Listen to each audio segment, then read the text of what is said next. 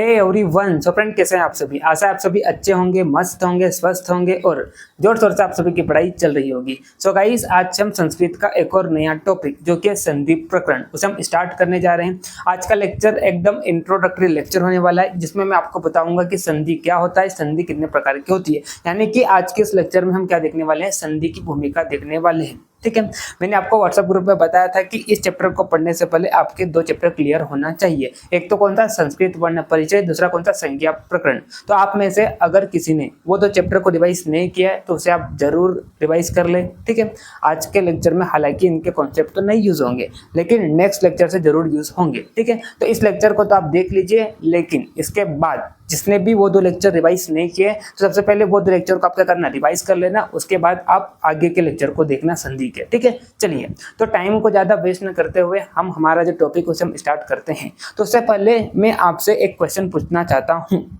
हमने संस्कृत वर्ण परिचय में सबसे पहले हमने वर्ण की डेफिनेशन देखी थी कि वर्ण क्या होता है। तो मैंने आपको बताया था कि शब्दों की सबसे छोटी इकाई जो होती है उसे हम क्या कहते हैं, वर्ण कहते हैं। मैंने आपको डेफिनेशन क्या बताई थी, मैंने आपको डेफिनेशन बताई थी कि वर्ण क्या होता है। तो शब्दों की सबसे छोटी इकाई को,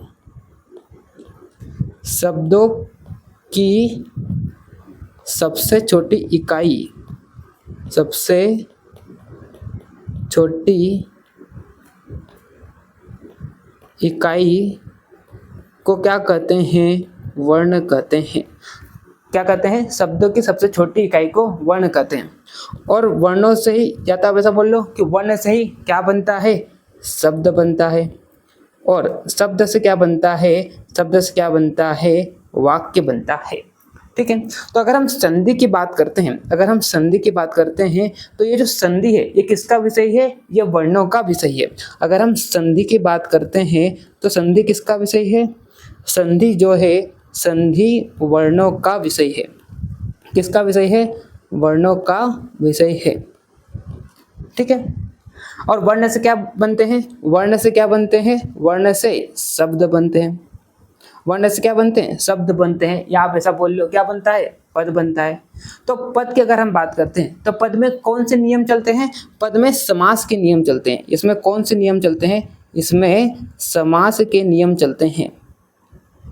ठीक है, और शब्द, एक शब्द, 2 शब्द, इस तरह से शब्द मिलकर क्या बनाते हैं, वाक्य बनाते हैं। तो शब्दों से क्या बनता है, शब्दों से वाक्य बनता है। और वाक्य में कौन से नियम चलते हैं, वाक्य में कारक के नियम चलते हैं। किसके नियम चलते हैं, कारक के नियम चलते हैं। ठीक है, तो अगर हम किसकी बात करते हैं, संधि की बात करते हैं तो संधि जो है वो किसका है, विषय है, वर्णों का विषय है। अगर हम समास की बात करते हैं, समास किसका विषय है, पदों का विषय है।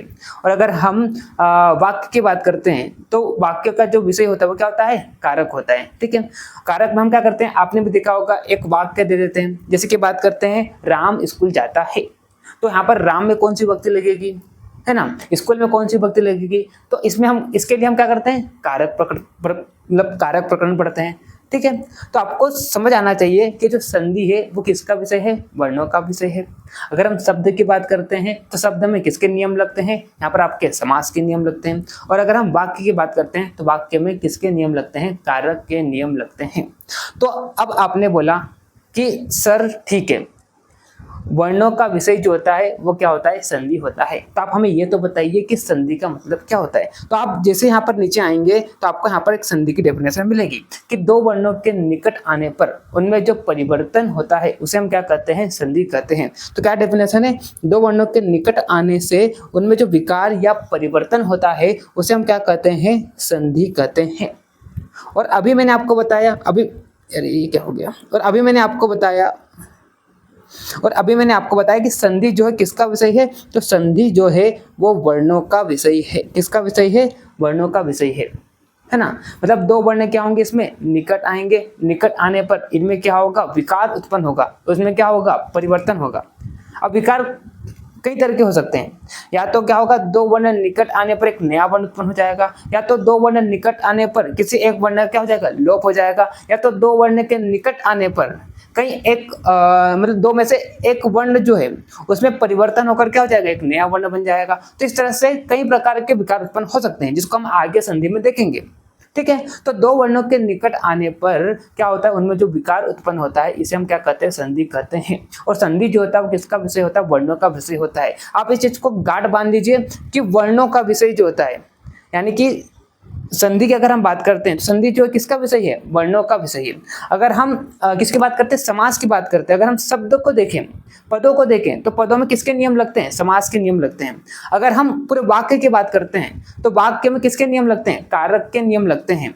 ठीक है। तो आज हम क्या पढ़ने जा रहे हैं, आज हम संधि पढ़ने जा रहे हैं। संधि किसका विषय होता है, संधि वर्णों का विषय होता है। संधि क्या होता है, दो वर्णों के निकट आने पर उनमें जो विकार उत्पन्न होता है उसे हम क्या कहते हैं, संधि कहते हैं।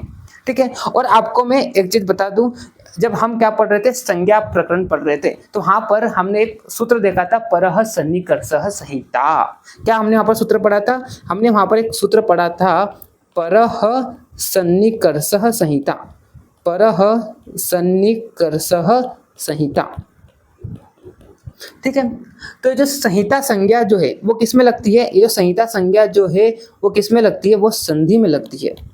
किस में लगती है, संधि में लगती है। संहिता का मतलब क्या होता है, संहिता का मतलब होता है सन्निकर्षः।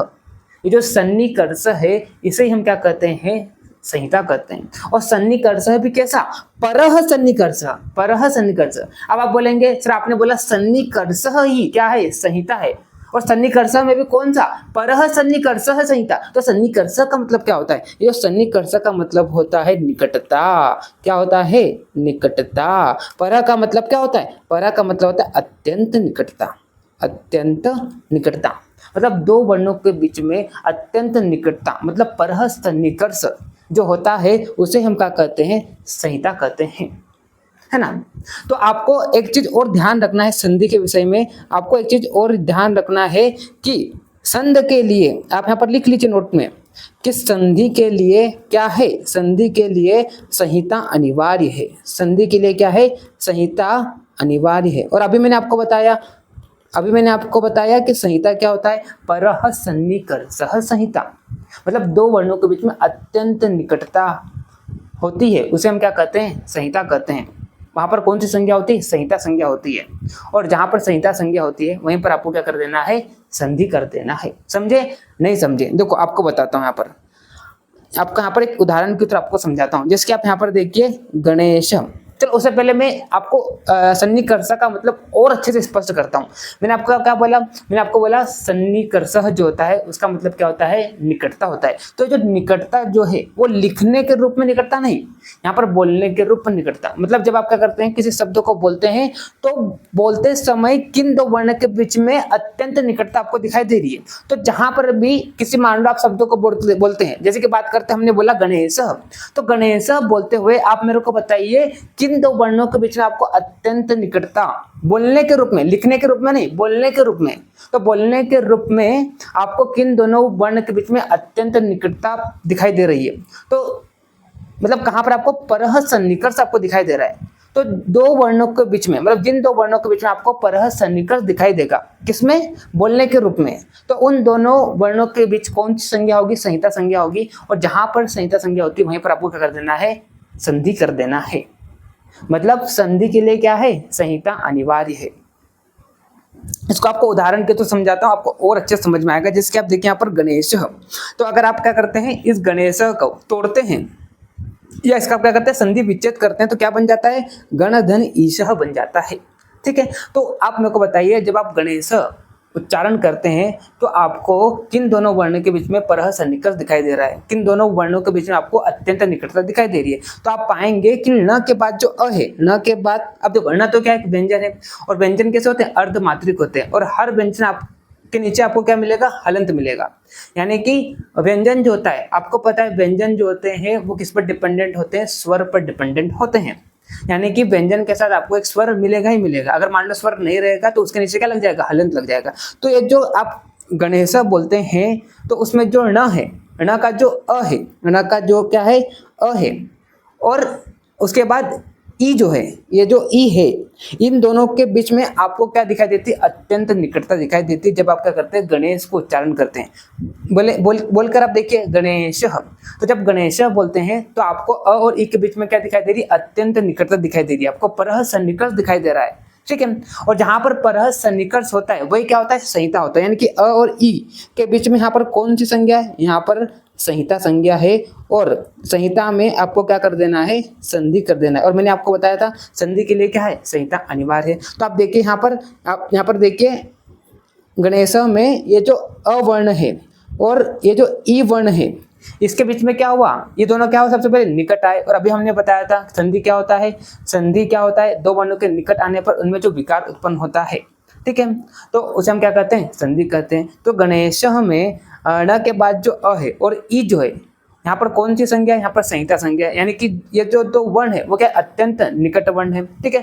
तो इन दोनों के बीच में कौन सी संज्ञा लग जाएगी, संहिता संज्ञा लग जाएगी। और जब संहिता संज्ञा लगी हुई है तो यहाँ पर क्या हो जाएगा, संधि हो जाएगा। तो आप देखिए यहाँ पर दो वर्ण निकट आए, मतलब अ और ई संहिता संज्ञा है, परह सन्निकर्ष है। तो ये दो वर्ण क्या है, निकट आए, निकट आने पर इनमें क्या होगा, विकार उत्पन्न होगा, उसे हम क्या कहते हैं, संधि कहते हैं। तो आप देखिए यहाँ पर अ है और ई है, दोनों क्या है, निकट आए, निकट आने पर इनमें क्या हुआ, विकार उत्पन्न हुआ और ये दोनों मिलकर क्या हो गए, ए हो गए। यानी कि यहाँ पर क्या हो गया, यहाँ पर संधि हो गई है। और अभी मैंने आपको बताया संधि की डेफिनेशन, दो वर्णों के निकट आने पर उनमें जो विकार उत्पन्न होता है उसे हम क्या कहते हैं, संधि कहते हैं, ठीक है। तो यहाँ पर क्या हुआ, यहाँ पर भी देखो विकार उत्पन्न हुआ।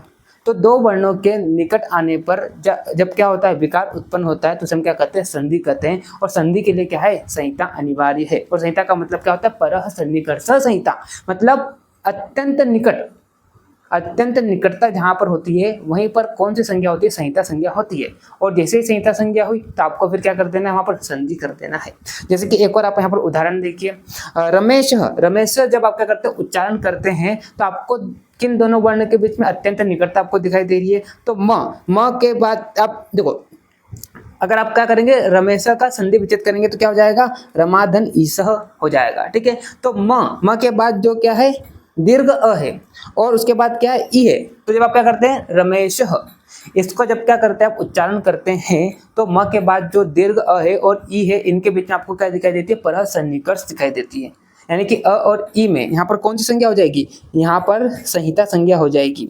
और जैसे ही संहिता संज्ञा होगी तो यहाँ पर आपको क्या कर देना है, आपको यहाँ पर संधि कर देना है। और संधि क्या होता है, दो वर्णों के निकट आने पर उनमें जो विकार उत्पन्न होता है उसे हम क्या कहते हैं, संधि कहते हैं। तो आ और ई जो है, यानी कि दीर्घ अ और ये जो ई है, ये क्या है, पास में आए, पास में आने पर इनमें क्या हुआ, विकार उत्पन्न हुआ। और विकार उत्पन्न होकर ये क्या बन गया, ये ए बन गया, ठीक है।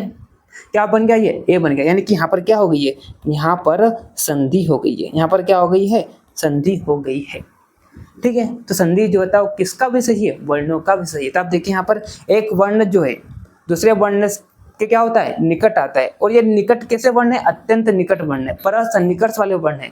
और इनमें फिर क्या होता है, विकार उत्पन्न होता है और फिर इनमें क्या होती है, संधि हो जाती है, ठीक है। अब आप बोलेंगे कि सर गणेश को आपने गणधन ईसह कैसे लिखा, रमेश को आपने रमाधन ईसह कैसे लिखा। तो इसके लिए आपको क्या है, आगे संधि प्रकरण में मेरे साथ चलना है। तो आगे मैं आपको धीरे धीरे सब कुछ बताते चलूंगा। और आपको धीरे धीरे जब हम क्या करेंगे, चैप्टर में आगे बढ़ेंगे तो आपको कोई भी वर्ड दे दूंगा तो आप उसका संधि विच्छेद भी कर लेंगे, है ना। संधि विच्छेद का मतलब क्या होता है, संधि विच्छेद का मतलब क्या होता है कि संधि युक्त जो पद है उसको क्या करना, तोड़ना, उसे हम क्या कहते हैं, संधि विच्छेद कहते हैं।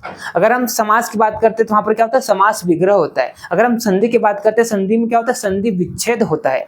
मतलब जो संधि युक्त वर्ण है, जैसे कि बात करते हैं ये जो गणेश है, ये क्या है, संधि युक्त है, संधि करके बना हुआ है, ठीक है।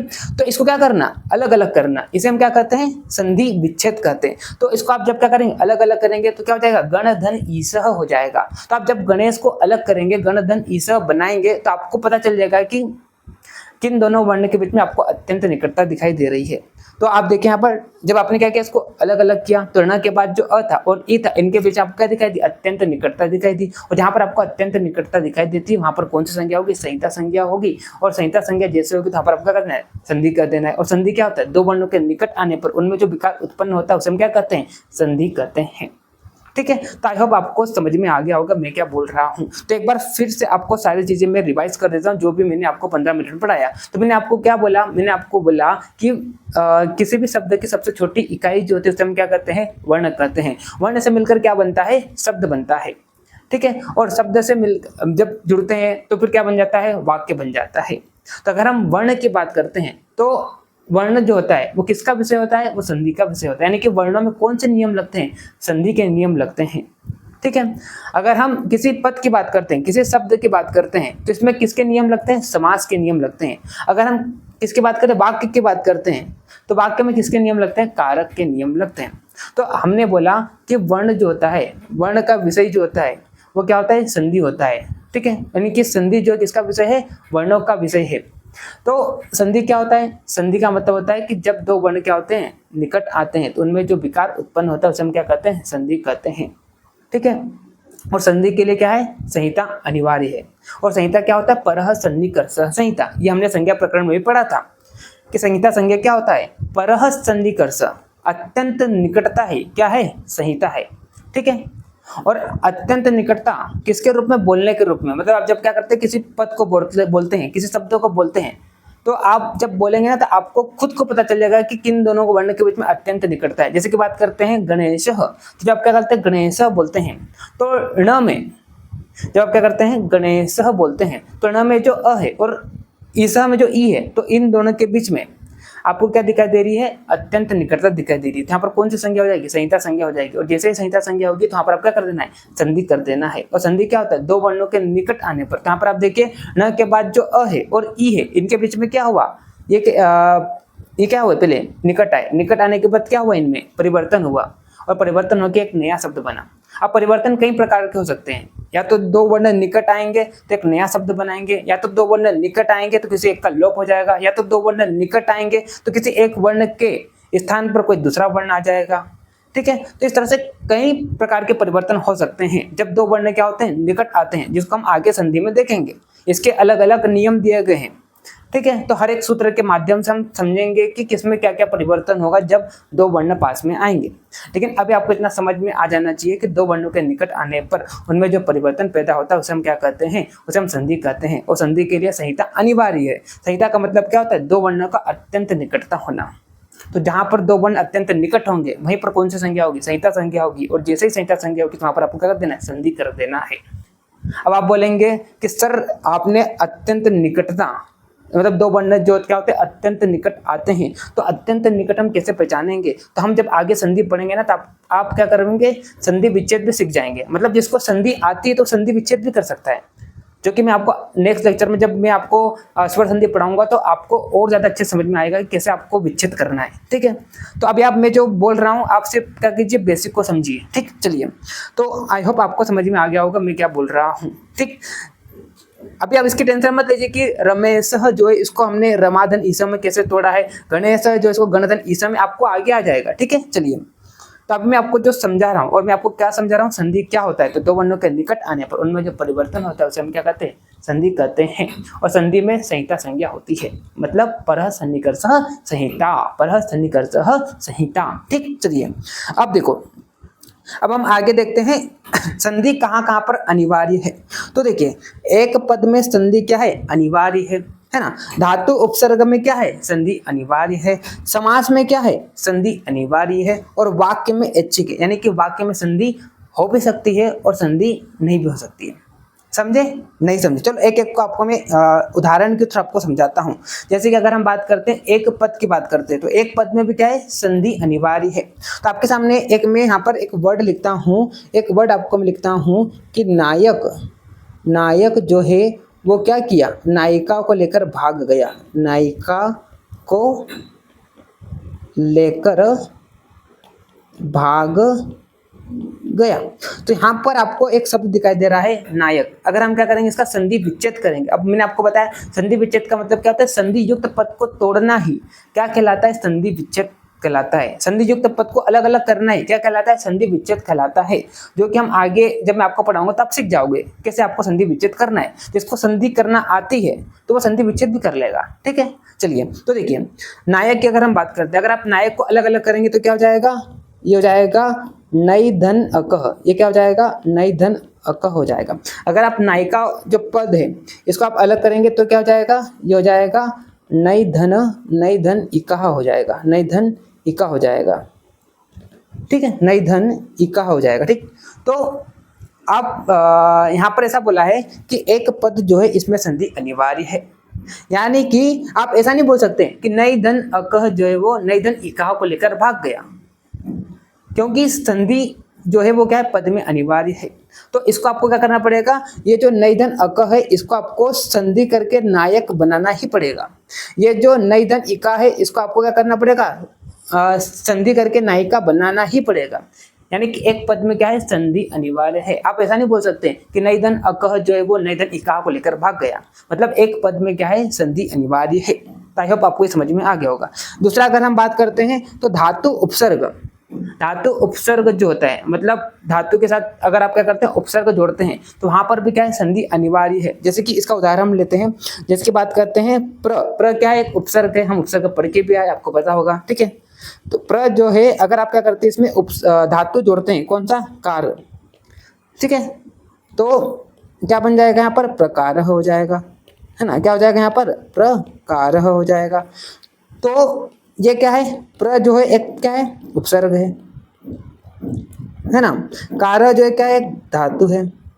तो यहाँ पर भी क्या है, संधि अनिवार्य है। मतलब प्रधन कारह, इसका कोई मीनिंग नहीं निकलेगा। इसका मीनिंग कब निकलेगा, जब इसका क्या करेंगे, आप संधि करेंगे। यानी कि धातु उपसर्ग में भी क्या है, संधि अनिवार्य है। इसका एक और अगर हम उदाहरण ले, जैसे कि बात करते हैं पराधन जय, तो परा जो है क्या है, परा जो है क्या है, उपसर्ग है ना। जय की बात करते हैं, जय क्या है, धातु है। तो यहाँ पर भी क्या है, यहाँ पर भी संधि अनिवार्य है। पराधन जय ऐसा अगर करेंगे तो इसका कोई मीनिंग नहीं है। अगर आप क्या करते हैं, इसका आप क्या करते हैं, संधि करते हैं, तो क्या मान लो क्या हो जाएगा, पराजय हो जाएगा। तो यहाँ पर क्या है, यहाँ पर भी संधि अनिवार्य, यानी कि धातु और उपसर्ग में भी क्या है, संधि अनिवार्य है। अगला आप देखिए समास, समास जो है इसमें भी क्या है, संधि अनिवार्य है।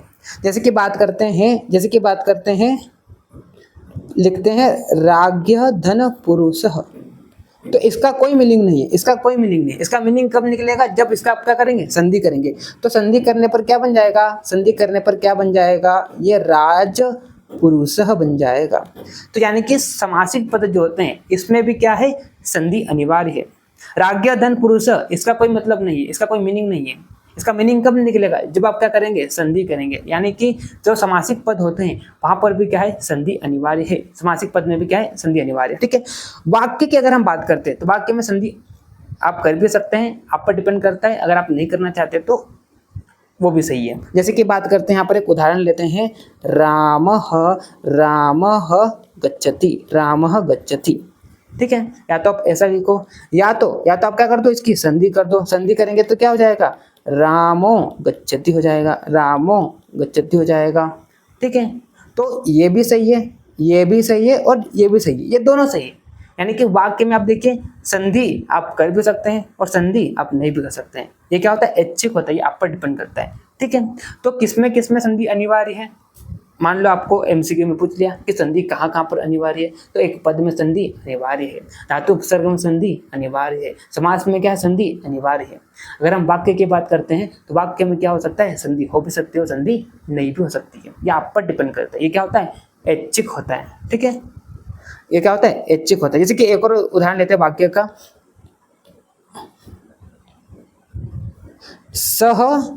सह कुत्र अस्ति, तो आप ऐसा बोल लो, या तो आप क्या बोल लो, सह को अस्ति, ठीक है। तो ये दोनों सही है, ये भी सही है और ये भी सही है, ठीक है। तो संधि वाक्यों में क्या होता है, ऐच्छिक होता है, लेकिन एक पद में, समास में, धातु उपसर्ग में वहां पर क्या है, अनिवार्य है। वाक्यों में क्या है, ऐच्छिक है, ठीक। चलिए अब आप देखते हैं यहाँ पर संधि विच्छेद। अभी मैंने आपको बताया कि संधि युक्त पदों को अलग अलग करना है, क्या कहलाता है, संधि विच्छेद कहलाता है।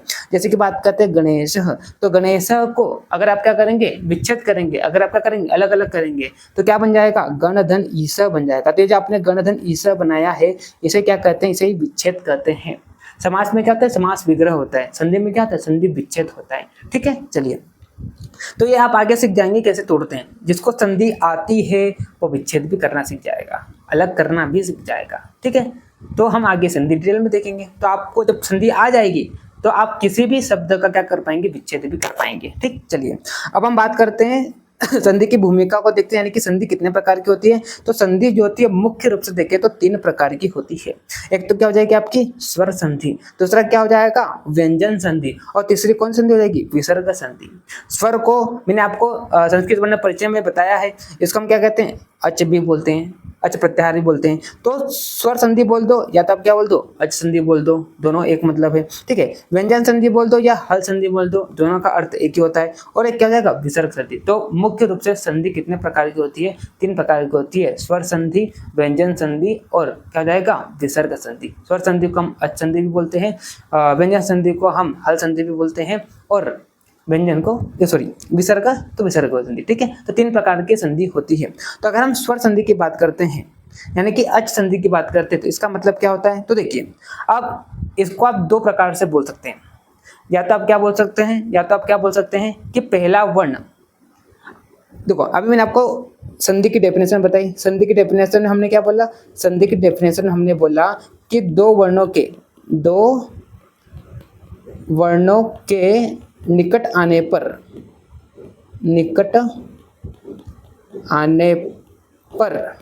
उनमें क्या होता है, जो परिवर्तन होता है, तो उसे हम क्या कहते हैं संधि कहते हैं। उसे ही हम संधि कहते हैं, ठीक है। तो हमने क्या बोला 2 वर्णों के निकट आने पर, तो यहाँ पर क्या होगा, एक तो पहला वर्ण होगा, एक क्या होगा दूसरा वर्ण होगा। यानी कि एक तो क्या होगा आपका, एक तो आपका पूर्व वर्ण होगा, और दूसरा वर्ण आपको क्या होगा पर वर्ण होगा, ठीक है।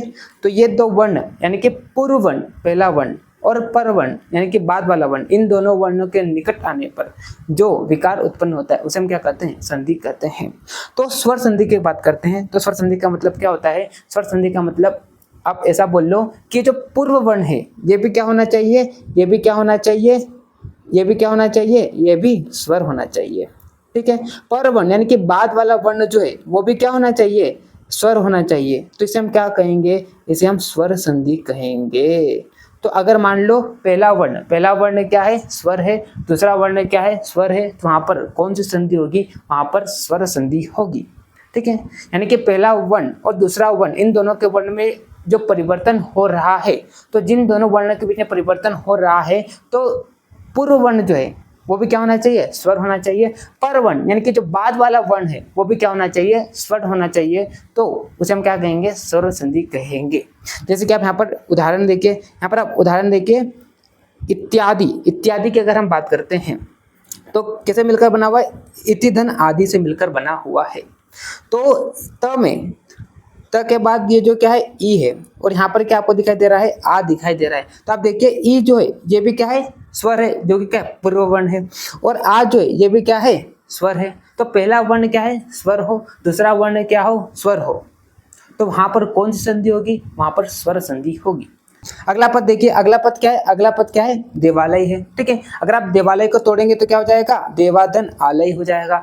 तो वह में जो आ है और ये जो आ है आलय का जो आ है, तो यहाँ पर आप देखिए पहला वर्ण जो है वो भी क्या है स्वर है, अगला वर्ण जो है वो भी क्या है स्वर है, तो ये क्या हो जाएगा स्वर संधि हो जाएगा। यानी कि स्वर संधि की बात करते हैं, स्वर संधि का मतलब क्या होता है पहला वर्ण जो है वो भी क्या होना चाहिए स्वर होना चाहिए, और दूसरा वर्ण जो है वो भी क्या होना चाहिए स्वर होना चाहिए। तो उसमें कौन सी संधि होगी स्वर संधि होगी। या तो आप एक ये बोल सकते हैं, दूसरा आप एक ये सब बोल सकते हैं कि जिसमें परिवर्तन होता है। यानी कि देखो जैसे कि बात करते हैं, एक तो क्या होता है संधि में पूर्व वर्ण होता है और एक क्या होता है पर वर्ण होता है, ठीक है। तो जिस वर्ण में क्या होता है परिवर्तन होता है, ऐसा बोल लो आप जिस वर्ण में, या तो आप इस प्रकार से बोल सकते हैं कि जिस वर्ण में क्या होता है परिवर्तन होता है, जिस वर्ण में परिवर्तन होता है वह अगर मान लो क्या है स्वर है, तो कौन सी संधि होगी स्वर संधि होगी। कौन सी संधि होगी स्वर संधि होगी। इसको आप इस उदाहरण से देखिए, आप इत्यादि में देखिए आप इत्यादि को अगर आप तोड़ेंगे तो क्या बन जाएगा इति धन आदि बन जाएगा। तो यहाँ पर आपको देखिए त में जो त के बाद जो ई वर्ण है और यहाँ पर ये जो आ वर्ण है, तो आप यहाँ पर देखिए ये दोनों वर्ण अगर क्या आएंगे निकट आएंगे, तो निकट आने पर इसमें क्या होगा परिवर्तन होगा। और परिवर्तन कैसा होगा, परिवर्तन ऐसा होगा कि जो ई वर्ण है ई के स्थान पर क्या हो जाएगा यहाँ पर य आ जाएगा, ठीक है। ये किसका उदाहरण है यण संधि का उदाहरण, इसको हम आगे देखेंगे। तो यहाँ पर आप देखिए ई जो है ये इस वर्ण में क्या हुआ, परिवर्तन हुआ, और परिवर्तन होके क्या बन गया, ये बन गया। तो क्या डेफिनेशन बोला, जिस वर्ण में परिवर्तन हो, अगर वो स्वर है तो स्वर संधि। तो देखिए आप ई जो है इसमें क्या हो, परिवर्तन हुआ, परिवर्तन होके इसके स्थान पर क्या आ गया, ये आ गया। तो जिस वर्ण में परिवर्तन हो वो अगर स्वर है तो कौन सी संधि हो जाएगी, स्वर संधि हो जाएगी। तो ये कौन सी संधि हो जाएगी, ये स्वर संधि है।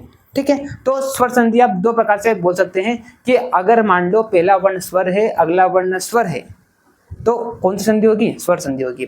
अगर दूसरा आप ऐसा बोल सकते हैं कि जिस वर्ण में परिवर्तन होता है वह अगर स्वर है तो कौन सी संधि होगी, स्वर संधि होगी। अगर जिस वर्ण में परिवर्तन होता है वह अगर व्यंजन होगा, मतलब व्यंजन के स्थान पर परिवर्तन हो रहा है, व्यंजन वर्ण के स्थान पर परिवर्तन हो रहा है, तो वहां पर क्या हो जाएगा, व्यंजन संधि होगी। अगर जिसमें परिवर्तन हो रहा है वो क्या है, विसर्ग है, तो वहां पर विसर्ग संधि हो जाएगी। तो हम क्या पढ़ रहे हैं, हम स्वर संधि पढ़ रहे हैं। तो स्वर संधि क्या हो जाएगा, जिस वर्ण में परिवर्तन हो रहा है वह अगर स्वर है तो क्या हो जाएगी, स्वर संधि हो जाएगी। या तो आप ऐसा बोल लो, या तो पहला वर्ण स्वर दूसरा वर्ण स्वर है तो वहां पर क्या होगा, स्वर संधि होगी। ठीक, अगला अगर हम बात करते हैं कौन सी संधि, हल संधि। हल का मतलब क्या होता है, व्यंजन, तो इसका हम क्या बोल सकते हैं, व्यंजन संधि भी बोल सकते हैं। तो व्यंजन की अगर हम बात करते हैं तो व्यंजन में आपको एक चीज ध्यान रखना है कि व्यंजन संधि में पूर्व वर्ण जो है वो हमेशा क्या होगा, व्यंजन होगा, वो हमेशा क्या होगा, व्यंजन होगा। और अगर हम पर वर्ण की बात करते हैं, यानी कि बाद वाले वर्ण की बात करते हैं, वो स्वर भी हो सकता है और व्यंजन भी हो सकता है। तो हम ऐसा बोल सकते हैं कि पहला वर्ण व्यंजन है और दूसरा वर्ण क्या है, स्वर है, तो क्या होगा, व्यंजन संधि होगी। अगर मान लो पहला वर्ण व्यंजन है, दूसरा क्या हो सकता है, व्यंजन है, तो क्या हो जाएगा, व्यंजन संधि होगा। तो व्यंजन में दो कंडीशन, या तो आप क्या बोल सकते हैं, देखो पहला तो आपको पता होना चाहिए कि व्यंजन संधि में पहला वर्ण हमेशा क्या होगा, व्यंजन ही होगा।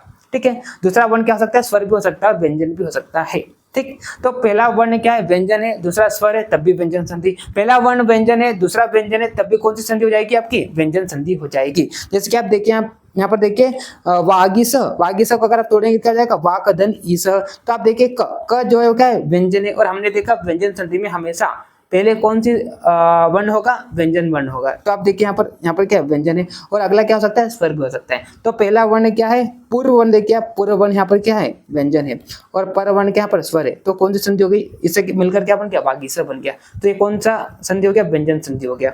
अगला आप देख, यहाँ पर नोट मैंने लिखा है कि पहला वर्ण व्यंजन ही होगा, इसको आप गाढ़ बांध दीजिए। व्यंजन संधि में पहला वर्ण हमेशा क्या होगा, व्यंजन होगा। ठीक है, तो देखिए आप अगला और उदाहरण देखिए यहाँ पर। तो दूसरा हमने क्या कंडीशन देखी थी कि पहला वर्ण व्यंजन है और दूसरा वर्ण क्या हो सकता है, स्वर भी हो सकता है, व्यंजन भी हो सकता है। तो किसका उदाहरण है, व्यंजन वाला उदाहरण है। तो पहला वर्ण यहाँ पर क्या व्यंजन है, दूसरा वर्ण क्या व्यंजन है, तो क्या बन गया यहाँ पर, सज्जन बन गया। ठीक है, अब ये कैसे बना, तो अभी मैं आपको संधि नहीं पढ़ा रहा हूँ, मैं आपको सिर्फ इसकी इंट्रोडक्शन दे रहा हूँ, मतलब इसका आपको भूमिका बता रहा हूँ। ठीक है, चलिए, तो आप ऐसा बोल लो कि पहला वर्ण व्यंजन, दूसरा वर्ण स्वर, तो व्यंजन संधि। पहला वर्ण व्यंजन, दूसरा वर्ण व्यंजन, सब भी क्या हो जाएगी, आपकी व्यंजन संधि होगी। या तो आप ऐसा बोल लो कि जिस वर्ण में क्या हो रहा है, परिवर्तन हो रहा है, वो क्या है, वर्ण जो है व्यंजन है, तो वहां पर कौन संधि होगी, वहां पर व्यंजन संधि होगी। ठीक है, चलिए अब हम बात करते हैं विसर्ग संधि की बात करते हैं। तो विसर्ग संधि में भी सेम, पहला वर्ण वो हमेशा क्या होगा, मतलब पहला जो है वो हमेशा क्या होगा, विसर्ग ही होगा। तो देखिए यहाँ पर विसर्ग है, अगला स्वर भी हो सकता है, तो क्या हो जाएगा, तब भी विसर्ग संधि होगी। पहला अगर हम बात करते हैं, पहला क्या होगा आपका, विसर्ग होगा। अगला क्या होगा आपका, व्यंजन हो सकता है, तब भी क्या हो जाएगी, यहाँ पर विसर्ग संधि होगी। ठीक है, तो देखिए अब यहाँ पर विसर्ग जो है, यहाँ पर बालक का गच्छति की बात करते हैं, इसका क्या करेंगे, संधि करेंगे। यहाँ पर कौन संधि हो रही है, विसर्ग संधि हो रही है। क्यों हो रही है, क्योंकि यहाँ पर देखो पहला क्या है, विसर्ग है, बाद में व्यंजन भी हो सकता है, स्वर भी हो सकता है। तो यहाँ पर देखिए संधि होकर बालक को गच्छति बन गया। अब किस प्रकार से बनाए, तो हम विसर्ग संधि में डिटेल में देखेंगे। ठीक है, अब देखिए यहाँ पर अलिह धन अयम की बात करते हैं। तो यहाँ पर आप देखिए पहला क्या है, विसर्ग है, तो यहाँ पर हमेशा पहला जो होगा वो क्या होगा, विसर्ग होगा, बाद वाला स्वर भी हो सकता है, व्यंजन भी हो सकता है। तो यहाँ पर तो क्या दिया है, स्वर दिया है, तो उससे कोई फर्क नहीं पड़ता है, इसके स्थान पर व्यंजन भी हो सकता है। ठीक है, तो यहाँ पर क्या जाएगा, अली रयम बन गया, तो ये क्या हो जाएगा, विसर्ग संधि का एग्जाम्पल है। ठीक है, या तो आप ऐसा बोल लो कि जहां पर परिवर्तन हो रहा है वो अगर क्या है, विसर्ग है, तो कौन संधि हो जाएगी, विसर्ग संधि हो जाएगी। विसर्ग में कई प्रकार के परिवर्तन हो सकते हैं, या तो विसर्ग क्या हो जाएगा, रेफ हो जाएगा, या विसर्ग क्या हो जाएगा, लोप हो जाएगा, या विसर्ग क्या हो जाएगा, सकार हो जाएगा। तो इस प्रकार से कई सारे यहाँ पर क्या हो सकते हैं, परिवर्तन हो सकते हैं विसर्ग के स्थान पर। तो अगर विसर्ग के स्थान पर परिवर्तन हो रहा है तो विसर्ग संधि, अगर व्यंजन के स्थान पर हो रहा है तो व्यंजन संधि, अगर स्वर के स्थान पर हो रहा है तो स्वर संधि। एक तो ये डेफिनेशन हो सकती है, या पहला वर्ण स्वर दूसरा वर्ण स्वर तो स्वर संधि, पहला वर्ण व्यंजन दूसरा स्वर, पहला वर्ण व्यंजन दूसरा व्यंजन तो व्यंजन संधि, पहला विसर्ग दूसरा स्वर, पहला विसर्ग दूसरा व्यंजन तो विसर्ग संधि। ठीक है, चलिए तो आप यहाँ पर देखिए, यही चीज मैं आपको बता रहा था कि संधि में जिस वर्ण का क्या होता है, विकार होता है, अगर वो क्या स्वर है तो स्वर संधि, अगर व्यंजन है तो व्यंजन संधि, अगर विसर्ग है तो क्या जाएगा, विसर्ग संधि। ठीक है, तो ये क्या थी, संधि की पूरी भूमिका थी। तो हमने क्या देखा, संधि क्या होता है, दो वर्णों के बीच में निकट आने पर उनमें जो विकार उत्पन्न होता है उसे हम क्या कहते हैं, संधि कहते हैं। संधि में संहिता क्या होती है, अनिवार्य होती है। संहिता का मतलब क्या होता है, परः संधिकर्षण संहिता, मतलब अत्यंत निकटता जो होता है उसे हम क्या कहते हैं, संहिता कहते हैं। और जहाँ पर संहिता संज्ञा, जिन वर्णों के बीच में संहिता संज्ञा, तो वहां पर आपको क्या कर देना है, संधि कर देना है। ठीक है, संधि विच्छेद का मतलब क्या होता है कि संधि युक्त पद को तोड़ना ही संधि विच्छेद कहलाता है। संधि कितने प्रकार की होती है, तीन प्रकार की होती है, स्वर संधि, फिर व्यंजन संधि, विसर्ग संधि। स्वर की बात करते हैं, पहला स्वर, दूसरा स्वर, स्वर। या तो जिस वर्ण पे क्या विकार हो रहा है वो अगर स्वर है तो स्वर संधि। व्यंजन की बात करते हैं, पहला व्यंजन हमेशा रहेगा यहाँ पर, दूसरा स्वर भी हो सकता है, व्यंजन भी हो सकता है, तो कौन सी संधि हो जाएगी, आपकी व्यंजन संधि हो जाएगी। या तो जिस वर्ण में विकार उत्पन्न हो रहा है वो क्या है, व्यंजन है, तो वहाँ पर क्या हो जाएगा, व्यंजन संधि हो जाएगी। अगर विसर्ग की बात करते हैं तो पहला विसर्ग, दूसरा स्वर भी हो सकता है, व्यंजन भी हो सकता है, तो यहाँ पर कौन सी होगी, आपकी विसर्ग संधि होगी। या तो विसर्ग के स्थान पर परिवर्तन हो रहा है, यानी कि जिस वर्ण के स्थान पर परिवर्तन हो रहा है वो क्या है, विसर्ग है, तो क्या हो जाएगा, आपकी विसर्ग संधि होगी। ठीक है, आई होप आपको समझ में आ गया होगा। अगर आपको कोई डाउट हो तो आप व्हाट्सएप ग्रुप पर पूछ सकते हैं। तो मिलते हैं नेक्स्ट लेक्चर में, तब तक के लिए okay bye, see you again.